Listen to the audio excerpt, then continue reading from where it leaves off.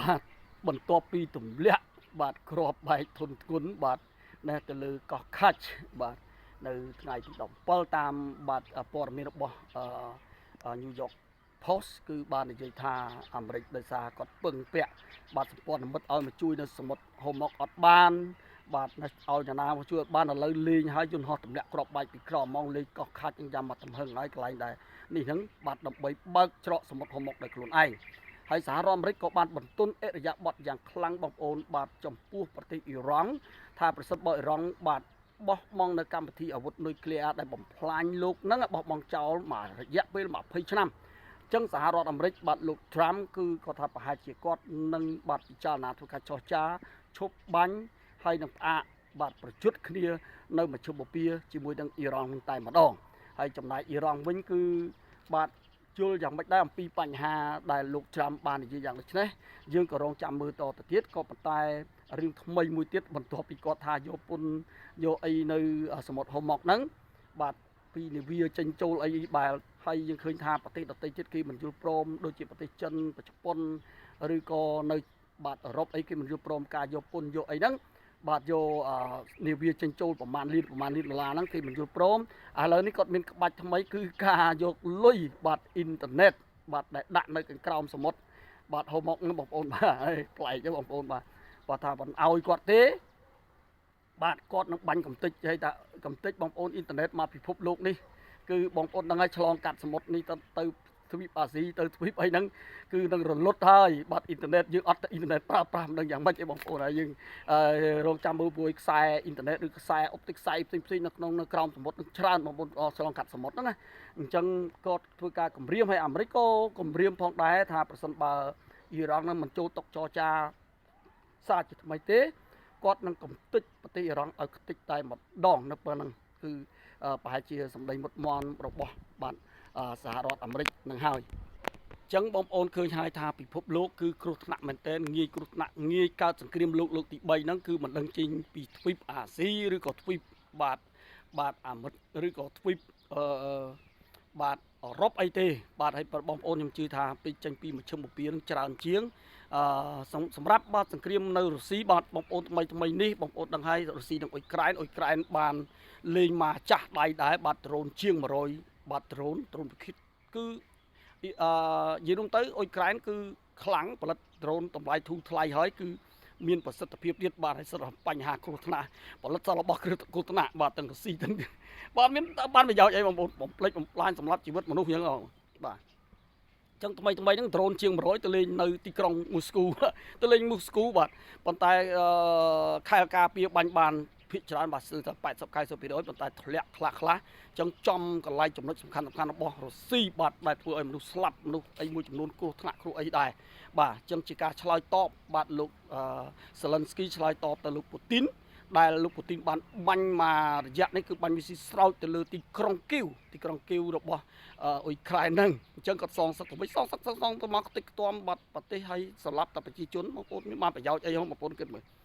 ដឹងជាគាត់ខួរក្បាលគាត់ពីរនាក់នឹងគិតពីអីបើយើងអត់ដឹងដែរសងសឹកពីទៅវិញទៅមកហ្នឹងបាទហ្នឹងហើយនៅអាស៊ីគឺនឹងលិចនៅខ្លាកំណាចបាទអាចថាបាទមហាអំណាចអាចផ្លាស់ប្ដូរនឹងមហាអំណាចទី3ដែលនៅលើពិភពលោកផងដែរគឺបាទជប៉ុនបន្ទាប់ពីដោះដៃចេញពីអាមេរិកដែលអាមេរិកគាត់ថាគាត់បដោះចេញខ្លះកុំឲ្យគាត់ការពារពេកបាទអញ្ចឹងឥឡូវនឹងលក់សពាវុធបង្កើតសពាវុធទំនើបបាទណាបាទឲ្យគម្រាមកំហែងទៅដល់ចិនបាទណាថាបើសិនឲ្យចូល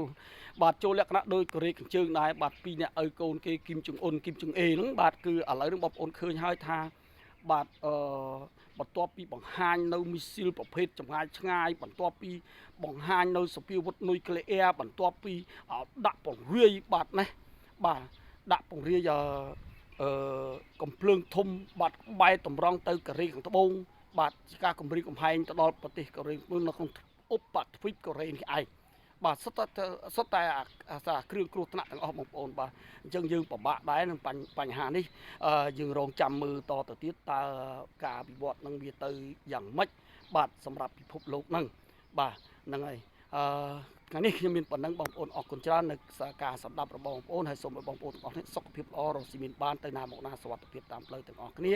ហើយសូមបងប្អូនកុំភ្លេចជួយ like ជួយ share បាទជួយបាទ comment ផងដែរថា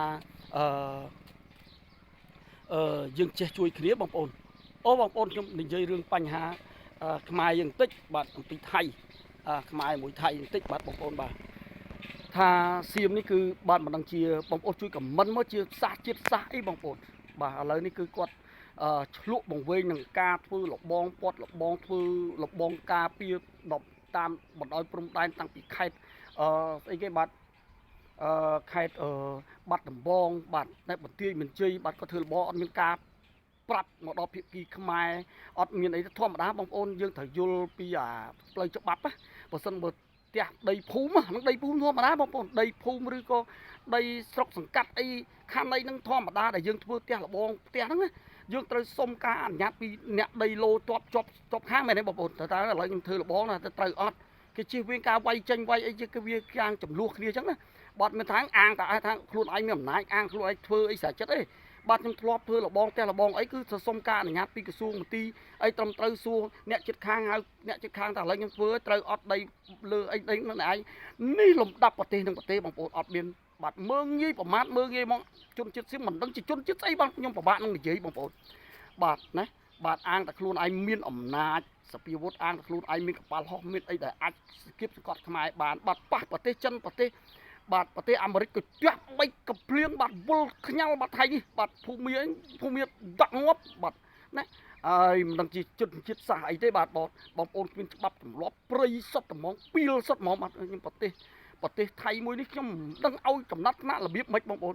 ធម្មតាទេបងប្អូនយើងធ្វើលបងធ្វើអីយើងមិនចេះតែធ្វើទេនេះគាត់អាងកម្លាំងកំរោលហ្មងហើយហ៊ានអញដាក់អញធ្វើស្អាអញនេះគាត់គិតចឹងអាហ្នឹងបើជឹងតាំងពួកបាបអញ្ចឹងអញធ្វើស្រេចចឹងអញមើលជនជាតិខ្មែរហ៊ានធ្វើអញកប៉ាល់ហោះឡើងប្រាវណានេះអាងចឹងទេបងប្អូនមិនអមតៈទេបាទថ្ងៃណាមួយអ្នកឯងនឹងជួបប្រទេសហើយបាទ